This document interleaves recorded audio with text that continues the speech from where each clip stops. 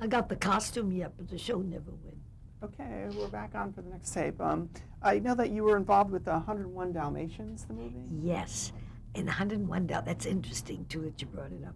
101 Dalmatians, when the dogs are sitting in front of the TV set, they're watching a commercial. The whole little dogs come out. I'm the voice of these little dogs. They multi-tracked my voice 6 times like a chorus. And it was something like, canine crunchies, da da da, da da da, da da da. But the funny thing that I did, it was a cute commercial. 2 years ago, out came, Disney did, wait a minute, Patch's London Adventure. Patch was one of the fat little dogs who sat in front listening to the TV set. And they used my voice on it.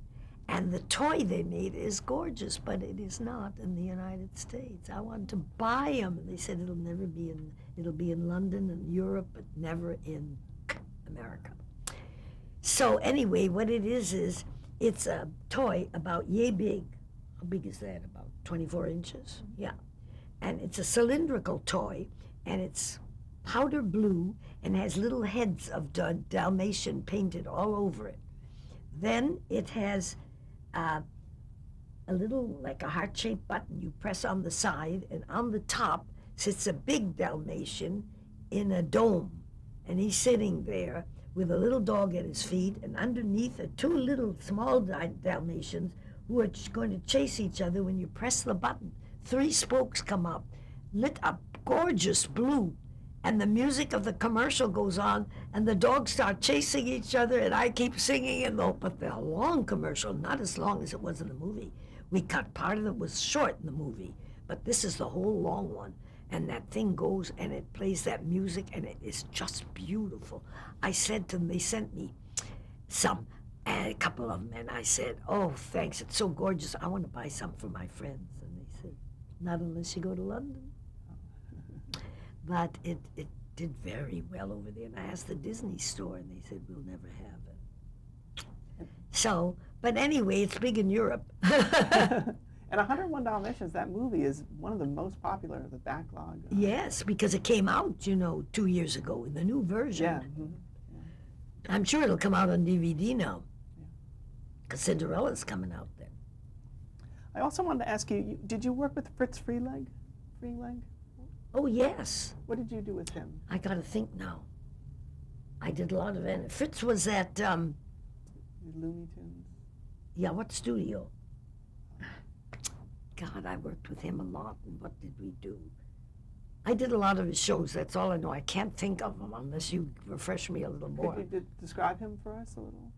He was a very energetic, nice, warm man, just a lovely man. And so clever, so many ideas. And I'm so mad I can't think. Oh, I think I did a Waggly Tail for him. That was a movie, movie short. And I did it was based on Doggy in the Window. And I did the little girl in it. And it's a picture of me, and I'm looking in the window and talking. And then there's a dog. And it has a story. And I think that was not only in, I don't know if that's in cassette now, but it was in the movies, short. You did an episode of the Flintstones? Yeah, I did several. I did the Boy Scout, mainly. Come in, Mr. Flintstone. Yes, Mr. Flintstone. I'm here, Mr. Flintstone. One of those yes guys. He was cute. And then I did, he did some of his other shows that he did, small ones. I did different voices. Hanna-Barbera, I did different voices. What was it like working with that team on Flintstones, Alan Reed and... Oh, great. They had 3 of them, each one died. Oh, yeah. It was sad. But I mean, they were it was great working. We always worked ensemble cast at Hanna-Barbera. Always an ensemble cast. Not many studios do that. And now, that's unknown. Now when you go in, you're in a series, right? You don't know what the series is, Billy. Sometimes they tell you, sometimes you read it, sometimes you've seen it, but you don't really know, because I know that. And they give you your part, and just a page or 2, or maybe 5 pages of your part. You haven't seen anything new. They might show you a picture of your character, and they may not. And then you go for it, and that's hard. Because you have to have a lot of imagination, of which I have. But anyway, I'm doing also Ms. Bitters on Invader Zim. That's a space thing. That's a funny. We'll talk about that in All a right, while. later. I wanted to ask you, you were initially in the Jetsons. You played the Elroy part. That's another heartbreaker. Do you want to hear the real story? Yeah. The heartbreaker, okay. I worked for 6 weeks on the Jetson. I was Elroy, and the shows were done and everything. And I had Miles Auer, who was the best agent at that time. And Miles, I liked him very much, was Dawes Butler's agent. And Dawes, who was a dear friend of mine, we worked together so much. And Dawes drove me around when I first came down here to help me go on auditions with him so that I would get acquainted. And then he said, you ought to have my agent. And when my agent talked to me and heard what I did, he said, I'll take you immediately. I don't take usually other people. I have Dawes, but I don't have, but I'll take you. And so we did. And I'm losing my thought. Bring me back. Jetsons, the Yeah. album. So Jetsons came along, and everything was going wonderful. They loved me. But who was the director on that? Oh, God. He was the son of this movie actor. I can't think. It may come to me before the end of the show. Never thought of bringing it up, so I didn't think of it. But he said to me, they think you're a little boy, Lucille. Madison Avenue wanted a real little boy, and we sent your tape in, and we called you Little Lou Bliss, L-O-U, Little Lou Bliss. And you should see the letters. They are all crazy about this apple-cheeked little 6-year-old boy, Little Lou Bliss. But you must never, ever, ever divulge your name. You lose your job. Oh, my God, I said, I'll never divulge it. I'll never go to New York anyway for the show, but I won't divulge it, not to my best friend. So, what happened is, Miles said, what the hell is this Little Lou Bliss crap? He says, you've made your name as Lucille Bliss. What are they doing to you, calling you Little Lou Bliss? He's going to get big and famous, and who the hell is he? It's you. That can't go on. I said, Miles, please, Miles, just leave it alone. I'll lose my job. You won't lose your... Yes, I said, I will. I heard it from the director himself. He said, it must be a secret, and Hanna-Barbera's keeping it a secret. Don't tell them, please. He said, no, that's ridiculous. I said, Miles, I want to work. I don't want to lose the series. I got a lead in it. For God's sakes, leave it alone. He didn't. Went to Hanna-Barbera and said, first of all, she gets more money. Secondly, I want to see Lucille Bliss on there. I got the pink slip 2 weeks later, and it broke my heart. And then they couldn't find an Elroy, so they started with Billy Barty, and that didn't work. And then they started with somebody else, I forget, and that didn't. Oh, I think Maury Amsterdam even read for it. Don't quote me, but I think he did. That didn't work. But then they got Dawes Butler, and the only thing they could do is he couldn't be 6 years old, he had to be 9 years old, because Dawes couldn't get that young. So they had to make him older.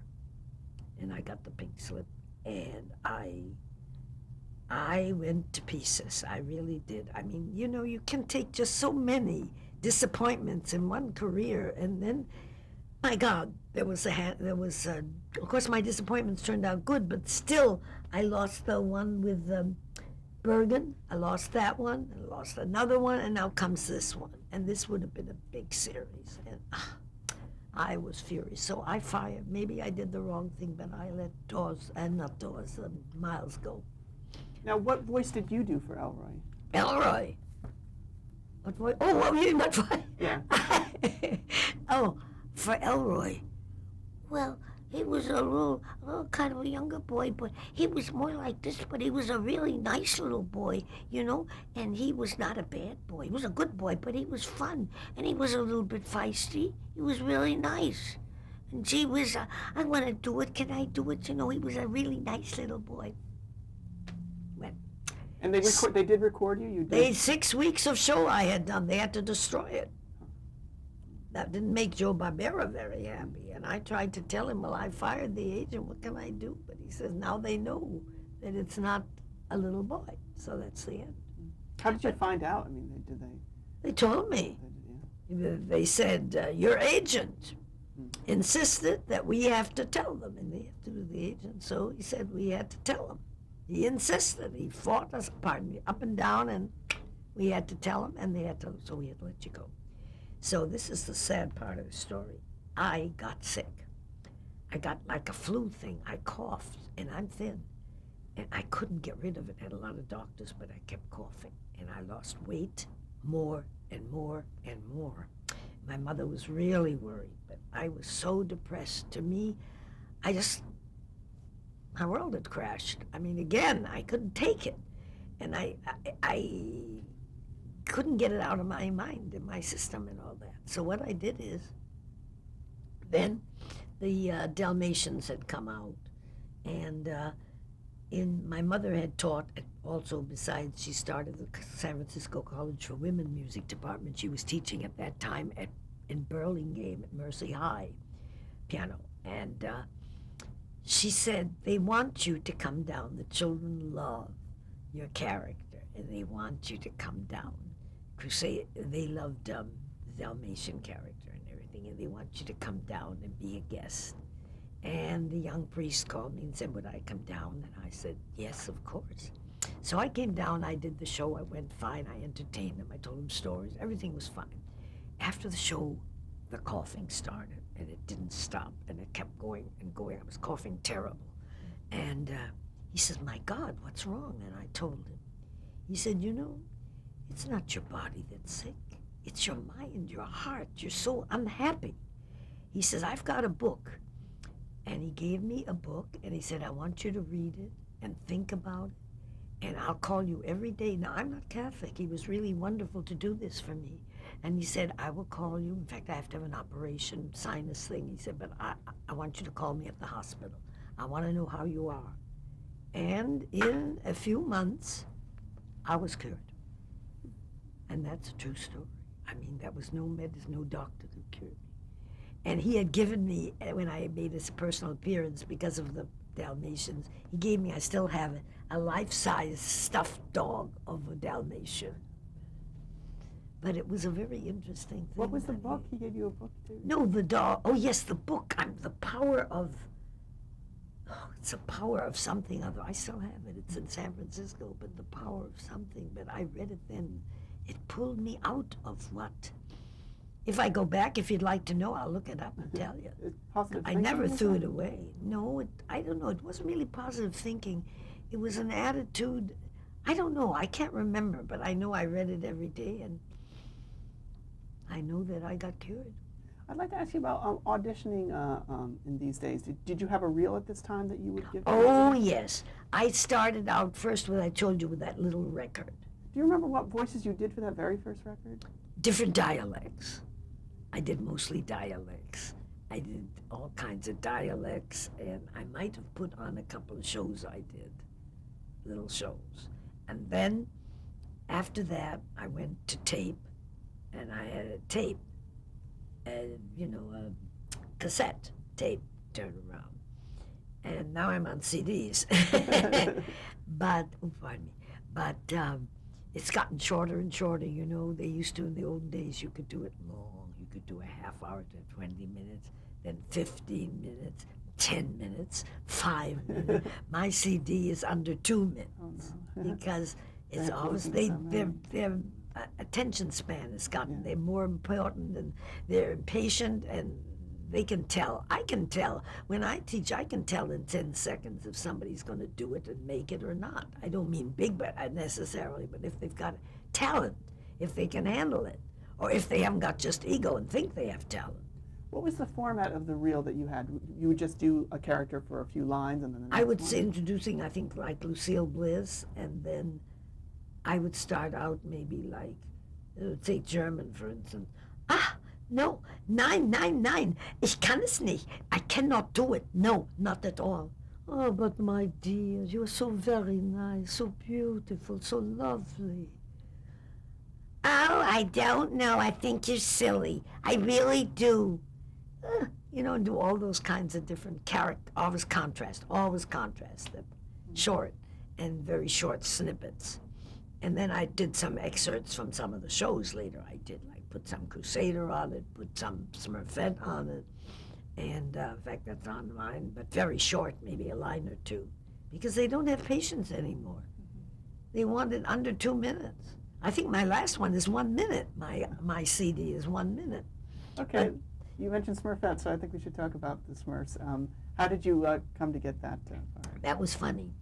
I mean, I heard about it through my agents, the agency I was with, it was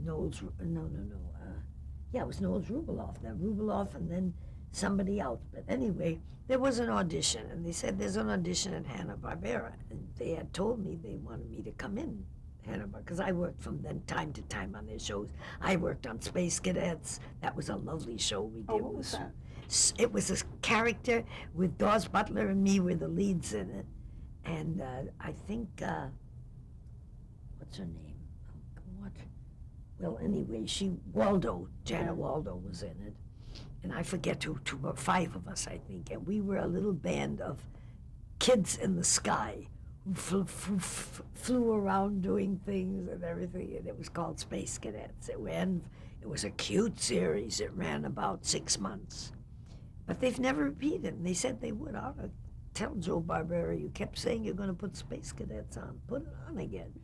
And so I had done that for them, worked on the Flintstones, done other voices, So, okay. So the agent said, you can go to an audition at Hanna-Barbera. They're looking for a new character.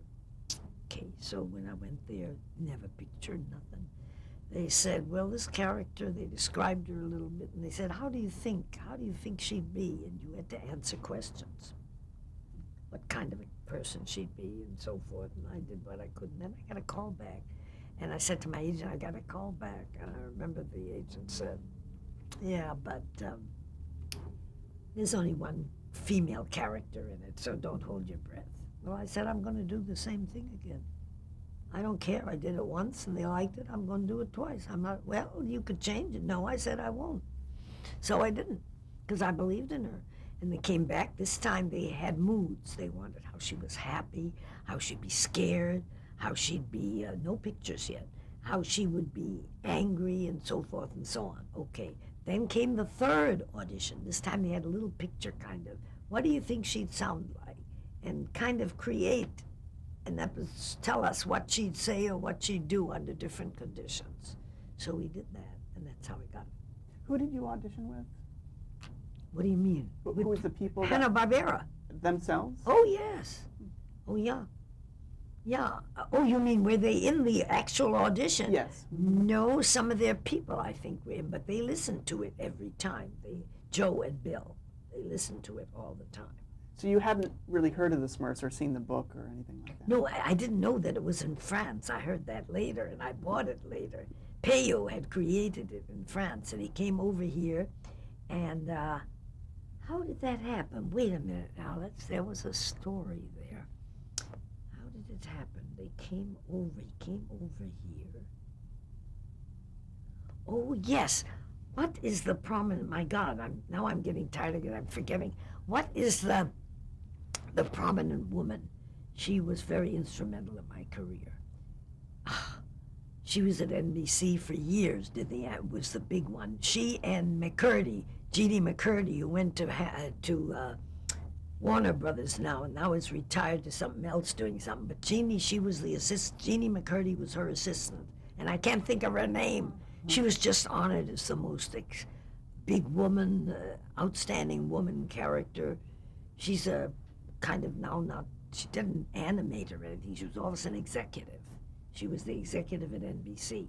She was the one who sent me to Hanna-Barbera in the beginning and said, you go to them, they'd be the ones. We'll think of it. Okay. So anyway, that's how I got to Hanna-Barbera in the beginning. And they would, although they had used me a little bit, but it was more. And then when this came up, the agent heard about it. But I didn't know if I was going to get it or not, but I tried. I did and I believed in her when I saw her. I thought, oh, I know how she'd be. So you never changed it? You kept it? I never changed it, no. I kept it the way she was. the way she is. Oh, but you're not blue. Oh, dear. Papa Smurf, there's a bug in here. I know there's a bug. I can hear it, Papa Smurf. Really, I can. You know, she had a lot of animation, a lot of personality. And she was lovable, and she was a little feisty at times, too. And she loved animals. She had that sad one with the mouse, the poor little mouse. Her mouse died. It was really beautiful. The kids would cry with her. It was a beautiful scene. It was great. She did a lot of things. Now I understand they're going to make a movie. I hope to God they use me. I heard about that too. Yeah, my agent who I have now, he said they should, but you never know. This is Hollywood. They may want a big box office name. But it wouldn't be Smurfette. There's only one Smurfette. And I know what I did, and I know how I felt, because I felt her, and I could just see, and she was really excited. But her mouse was squeaky, and poor Squeaky wasn't going to live, and that was my only mouse. So you did 3 auditions, and was there a 4th, or did you hear after the 3rd? No, after the 3rd audition. Mm-hmm. And did one Hanna-Barbera call in person? It was Joe, I think, who called. Or was it Bill Hanna? It might have been Bill or Joe. I can't remember, really, because they were so close. They might have both been on the phone, but they said, we want you. You're our Smurfette. I thought, oh, my God, that's wonderful. Now, how did they describe the series, now that you have the part? How did they describe the whole series to you? Much like they said there would be a bunch of little blue characters, and she would be the only girl, the only female. And there would be, they described all the male characters, and then they described her, and they said they'd have different adventures and everything. But she was always very strong, and Brainy Smurf was the dumb one, you know. I'm Brainy Smurf. He was very... I don't know that. He said was a wise one. I tell you, you're all wrong, Papa Smurf. It's not like that. It doesn't go like that. He was more nasal. He was very nasal. But, and Papa Smurf was, yes, my little Smurflings. He was like the father of the whole gang. And he was very, fatherly. And, well, there were others, too, and I can't think, there's so many. And the villain of the piece. Oh, yes, Gargamel. That was Paul Winchell. Until the end, before Paul died. Poor Paul, I don't want to say anything, but his wife ruled him. And when Hanna-Barbera was honored on Hanna-Barbera Day by the city of Los Angeles, we all came. That was a long time ago, before the Smurfs. And he was working for them, too. And so we all sat. I sat next to Mel Blanc, which I thought was great because it was alphabetical. Blanc, Bliss, and Paul, and he brought his wife, the second or third wife. And she said, well, I'm going to sit here with you. And Paul says, well, all right. So he goes over to Hanna-Barbera. Don't put that in it, but I'm just telling you. And he goes over and he says, my wife would like to stay. And Joe Barbera said, well, wait a minute. We're not paying for this. The city of Los Angeles. We had to give him a list of all our personnel. Your wife doesn't work for us, Paul. We want you, but we can't. You might have to buy a ticket because we can't push you in on something the city is doing. And Paul went back and tell her, and he said, my wife said, if that's the way it is, we're not staying. Goodbye. And he lost his tribute. They gave us all a tribute and some kind of a souvenir from the city. He lost it. He never got it. And then, he lost Tigger in, the same thing. They want more money, and they said no, and they replaced him. And there was a third thing he didn't get. And I thought, oh, God, his whole career. I don't know why he listened to her. She really ruined his career. He had a wonderful career anyway. But I mean, he had to be replaced in all these things, or eliminated. What was it like working with him, Paul Winchell? Great. We used to fool around and kid around. He spoke different languages. We'd speak German a lot together because he spoke German.